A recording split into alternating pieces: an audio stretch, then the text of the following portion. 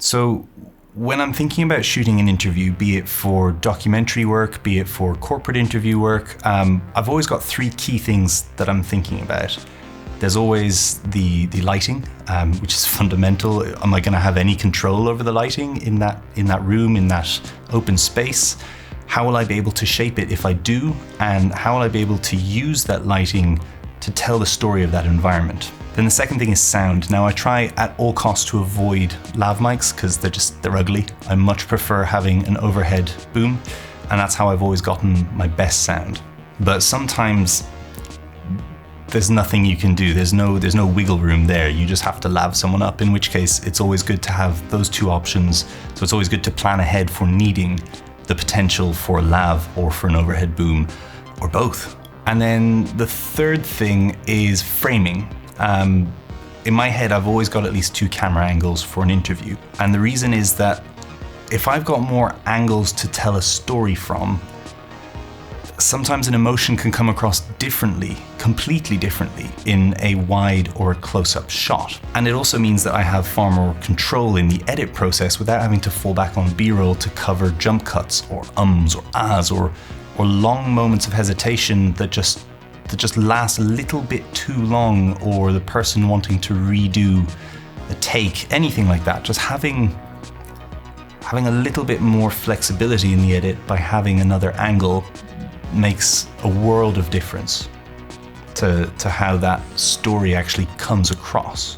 Now, I think adding a little bit of motion into one of those angles can make the storytelling, because that's what this is. An interview is someone telling you their story, right? I think motion can help shape that from a viewer's perspective. As someone who's listening to that story, when we picture someone talking, we don't picture them surrounded by darkness. We imagine the room they're in, the lights, the ambience, the setting, the time of day. We remember that, and that shapes how we remember that person telling their story. And so for me, that little bit of movement, that little bit of a slide on one of the angles, it's always helped me to kind of frame the environment that the person is speaking in a little bit better. It gives me a little bit more of a parallax perspective of the setting that they're in, and so it helps me shape how I remember that story that they've told that little bit better.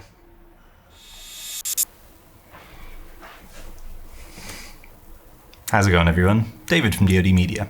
Today we're having a look at this, the YC Onion Hot Dog 3 motorized slider. Now YC Onion sent me this to try out as a sample. There were no payments made, no promises made. All they want is an honest review for me to post on the channel so they can promote it and hopefully sell a few. And as you know, with my reviews, I don't tend to review something if I find that it's really crap. I will just send it back to them and say, not interested. However, this is not crap. I have got to say this has far exceeded my expectations. So for a little bit of context, I made a video a couple of years ago about a motorized camera slider called the GVM 80QD, which is one of my most watched videos. And that camera slider was, in my opinion, the best bang for the buck that you could get in terms of function versus cost. At the time, and up until very recently, it still was. And I shot many interviews with it, many time lapses, many product shots, and there are a few things that bugged me about it. But overall, the function was fantastic, and it was the one that I would recommend if anyone asked, until this came along. So the Hot Dog 3 benefits from a lot of the same features as the GVM slider does. It has a strong and fairly silent motor. Right now, this boom mic is literally right there, and it's pointing at my face. And I mean, you can probably hardly hear that, if at all. And in that interview setup that I did at the start, there's no way that you could hear it. It was too quiet. Another thing it has in common with the GVM is this central rotation arm, which allows you to pan or track the camera as it's moving by rotating this center part on the caddy. And the price of this one is just shy of about $100 more than the GVM. But here's where they differ. First of all, the biggest issue I had with the GVM is no longer an issue with this one, the tracking arm. On the GVM, there was a certain amount of play, I'd call it, before the caddy would push against the arm and actually start rotating that central part. And the reason being that it relied on felt pads on either side of this central arm, so that once it would hit that bar, it would start turning it. Whereas this one has little wheels that are always in contact with the bar, which means that from the very first moment it starts moving, it's going to start rotating, which means ultimately you can have an accurate, like perfectly accurate track of your subject once you have it set up. You don't need to worry about there being room where it's gonna go off track, it's gonna slide off track. No, you're gonna be able to track something perfectly with it. Another feature that is much improved, in my opinion, is that these carbon rods have a much wider diameter, which means there is far less likelihood of flexing when you're mounting it just on that central mounting point and you've got a heavy rig that reaches the end.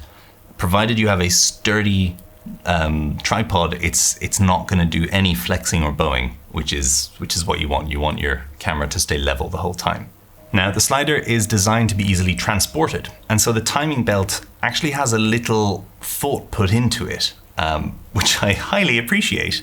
So it uses a little magnetic system on one side, little tongue on one side, which you can slot in and out, and on the other side you can adjust this with a little tension rod to just tighten it or loosen it just as much as you need to get the actual tension that you need for the motor to be able to slide along nicely.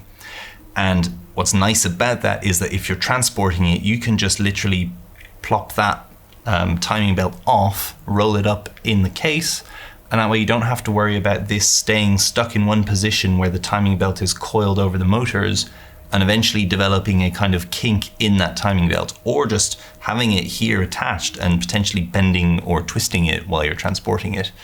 You don't have to worry about that because they've thought of this very nice, very fast to set up solution, which I really appreciate.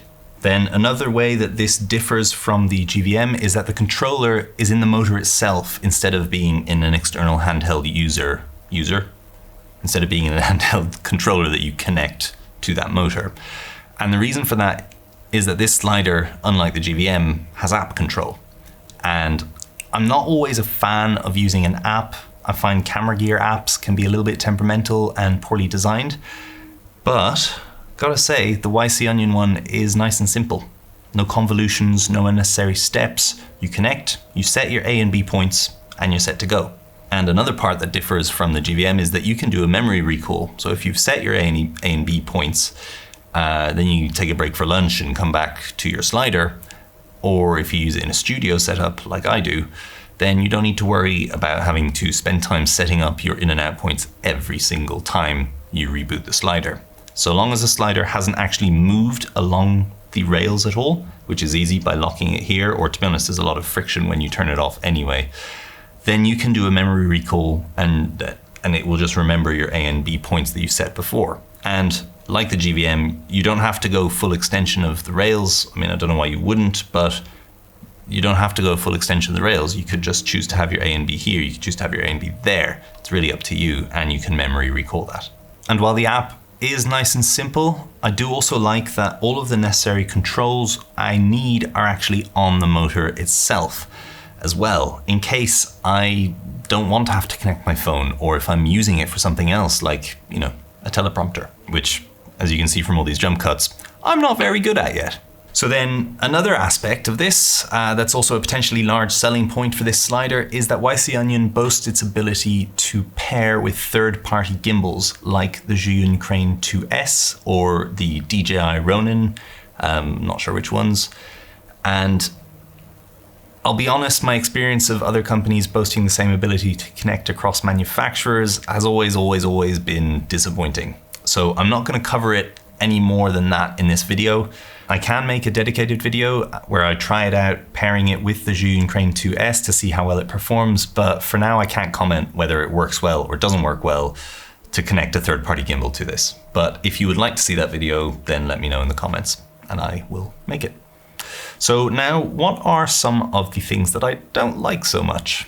Well, there are hardware issues which can't be changed, and there are software issues, which can be changed via a firmware update.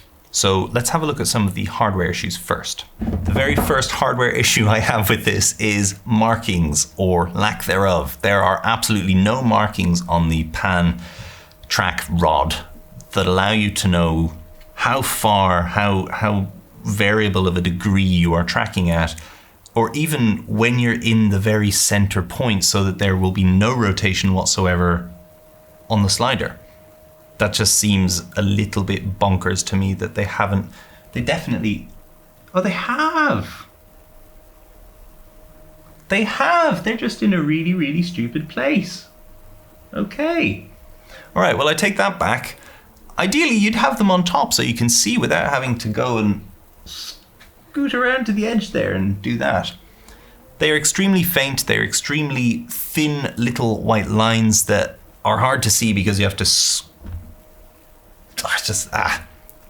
I mean, the fact that I haven't noticed them yet until just now tells you that they are not well made enough. They are not obvious enough. They should be more obvious. I can't believe I didn't see those before. Okay, so then the other thing is the timing belt tension adjuster. While I love this little portable magnetic tack and tongue thing that they have, the adjuster could just have been a thumb screw, and then you wouldn't need to bring any bloody tools with you. Why would you not just put a tiny little thumb screw there to adjust the tension on this and allow people to go completely toolless for their shoot, instead of having to have this, which I will either ultimately forget or lose, or bring the wrong size with me. I mean, I might just replace that with my own little thumb screw, to be honest, do a little bit of customization, and then it'll be flawless as a system for the timing belt. And then another hardware element that bugs me is that the actual brackets that hold the timing belt are mounted underneath this so far in that the 3/4 20 is pretty much blocked. You can't, you're not going to be able to mount a tripod under there easily. You'd have to mount a light stand, which gives you far less flexibility. Just having those central mounting ports basically blocked is just a real shame. It's really short-sighted of them to think that people wouldn't want to use those as opposed to the off-center 1/4 20s that are off-center. So you're not going to get a very nice even balance throughout your mounting.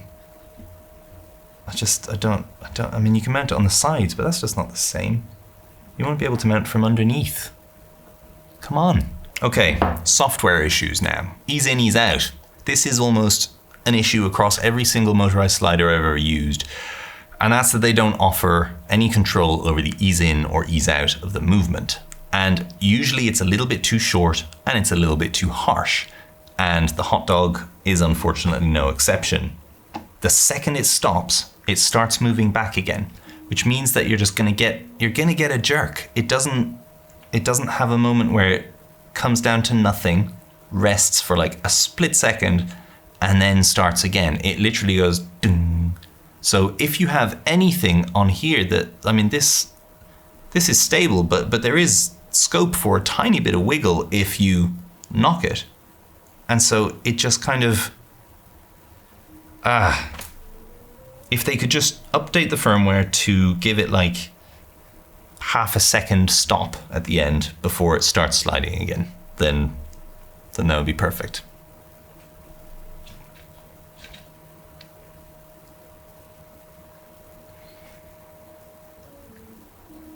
To be honest, what I'd love to see is for YC Onion to add control over the ease in, ease out of the movement, so that you could say, right, well, if this is your full extension, then I would like the last 10% and the first 10% to start easing down or easing in or easing out.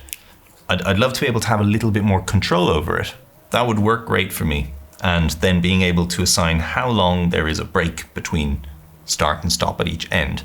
because it's a software thing. It's software controlling the motors. There's no reason why you couldn't have that. So, YC Onion, if you're listening, which you are, because you sent me this for my opinion, so this is my opinion.